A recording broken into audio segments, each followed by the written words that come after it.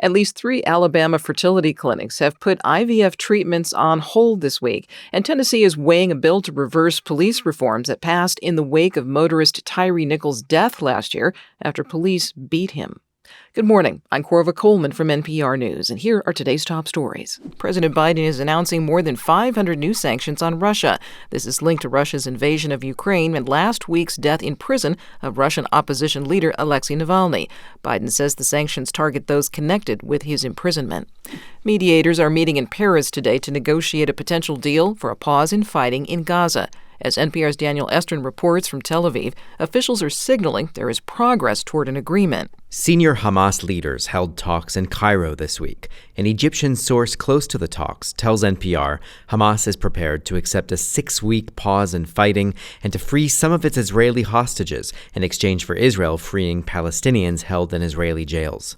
U.S. envoy Brett McGurk has been meeting with Egyptian and Israeli officials. White House spokesman John Kirby. These discussions are going well. They are constructive.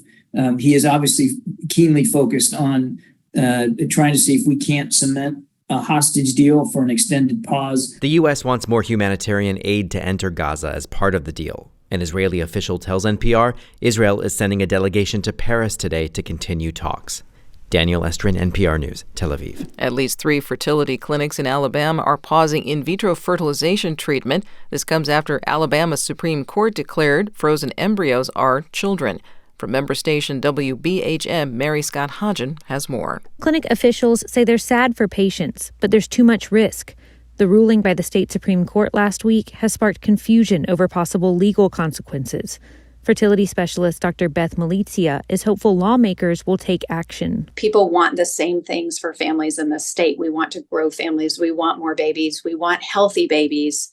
And for that reason, there has to be a solution that everybody can be comfortable with. Clinics that are pausing treatment include Infirmary Health, the University of Alabama at Birmingham, and Alabama Fertility Specialists. For NPR News, I'm Mary Scott Hodgen in Birmingham. The family of a Tennessee man who died after being brutally beaten by Memphis police are speaking out as lawmakers in Tennessee consider a new bill that would undo police reform passed in the wake of Tyree Nichols' death. From member station WPLN, Mariana Bacallao has more. After police fatally beat Tyree Nichols at a traffic stop last year, the city of Memphis passed several ordinances changing how police interact with drivers, making it so unmarked cars cannot be used for traffic stops, and stopping officers from pulling over a driver for a minor violation, like the one that led to Nichols' death.